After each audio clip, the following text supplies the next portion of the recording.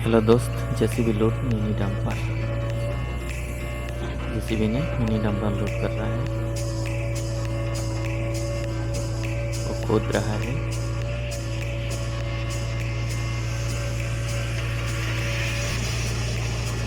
ये गड्ढा बना रहा है, रास्ता से मिट्टी लोड कर रहा है। तो रास्ता के लिए रास्ता चला जाएगा मिनी डंपर में।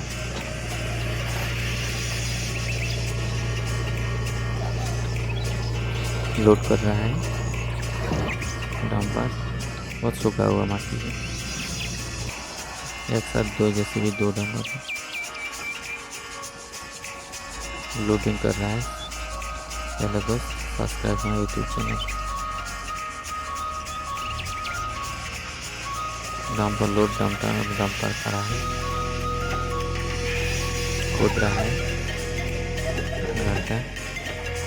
मिनी डंपर लोड कर रहा है।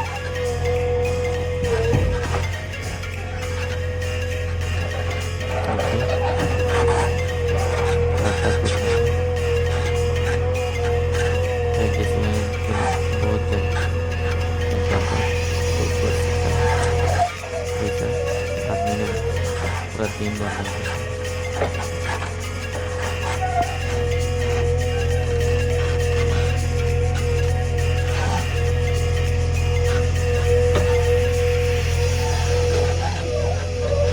खुद रहा है, डंपर लोड कर रहा है।